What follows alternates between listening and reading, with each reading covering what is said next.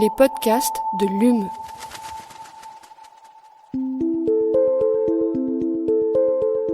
Dix ans après l'accord de Paris, l'objectif de maintenir la température moyenne mondiale bien en dessous de plus de degrés semble de plus en plus inatteignable. Plantes, animaux, humains, nous payons tous les conséquences de ce réchauffement qui, si rien n'est fait, pourrait faire basculer les écosystèmes à plus ou moins long terme. Point de bascule ? Telle est la question qui ouvre ce 23e numéro du magazine l'UM.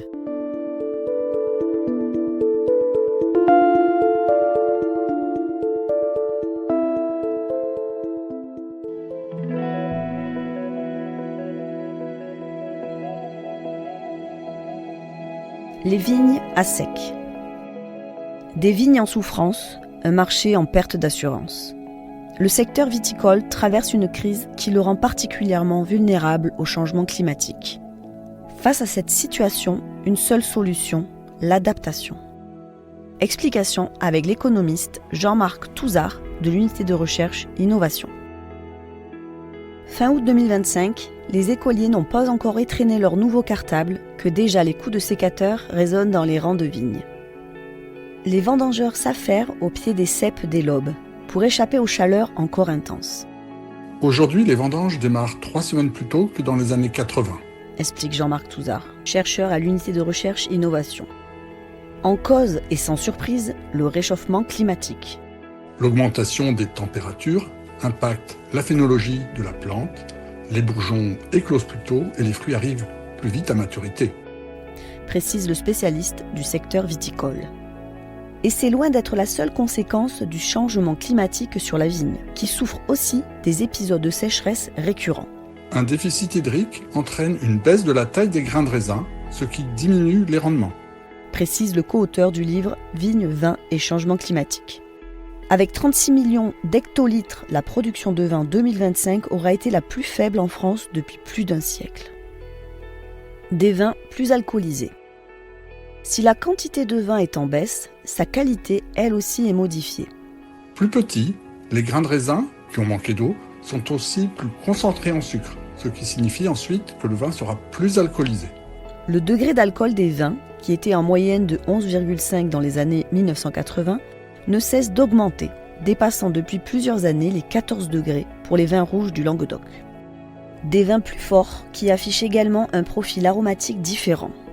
La température impacte la composition biochimique du raisin, modifie les équilibres entre éthanol, acide, polyphénol, anthocyanes ou toute une série de précurseurs d'arômes. Une fois mis en bouteille, ce cocktail donne des vins avec des arômes plus concentrés, exprimant pour les rouges des notes de fruits cuits, de confiture ou d'épices. Ce qui en soi n'est pas une mauvaise qualité, mais c'est un style de vin qui ne correspond pas à l'évolution actuelle de la demande des consommateurs. Crise socio-professionnelle. Une difficulté supplémentaire pour la filière viticole en pleine crise de marché, qui fait face à une forte baisse de la consommation de vin, rouge notamment. Si l'on ajoute à ça une augmentation des coûts et des difficultés à l'exportation, notamment avec les taxes Trump, on obtient une véritable crise socio-professionnelle dans le monde viticole. Pour ne rien arranger, le réchauffement climatique provoque une grappe d'événements extrêmes de plus en plus fréquents.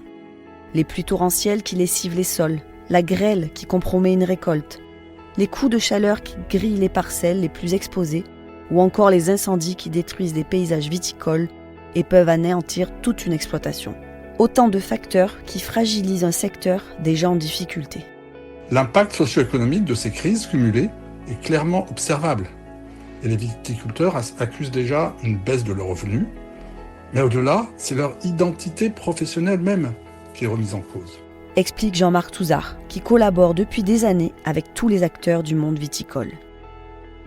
Levier d'adaptation. Une connaissance fine du secteur que le chercheur et ses collègues mettent à profit pour identifier des leviers d'adaptation grâce à une démarche participative. En premier lieu, le changement de cépage. Certains sont plus tolérants à la sécheresse, plus tardifs. D'autres produisent moins de sucre et conservent mieux l'acidité. Diversifier les cépages diminue la vulnérabilité et certains viticulteurs l'expérimentent déjà. Des viticulteurs qui sont aussi invités à changer leurs pratiques dans les vignobles, par exemple en privilégiant une taille qui protège mieux les raisins du soleil ou en améliorant la gestion des sols avec des apports en matière organique. Il faut même envisager une réorganisation dans l'espace, en plantant des vignes sur des sols différents, moins exposés au soleil, plus en altitude, ou en créant de nouveaux vignobles plus au nord. En Bretagne par exemple, qui selon nos simulations pourrait être une nouvelle région viticole d'ici la fin du siècle. Stabiliser le climat. Les techniques œnologiques constituent un autre levier pour corriger les effets du changement climatique, en désalcoolisant les vins par exemple.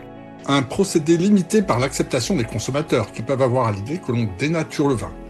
Mais la demande pour des vins nolo, avec peu ou pas d'alcool, augmente fortement.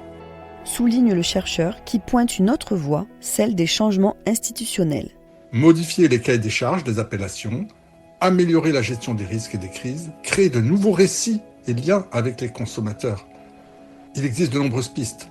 S'adapter, ce n'est pas juste travailler sur ces différents leviers. Il faut construire ensemble des stratégies qui vont les combiner avec des modalités différentes selon les régions.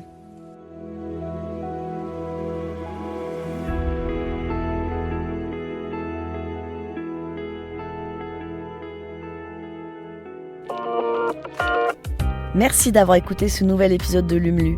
Si vous le souhaitez, vous pouvez nous laisser un avis sur Apple Podcast ou sur Spotify. Et vous pouvez aussi le partager autour de vous. À la semaine prochaine pour un nouvel épisode.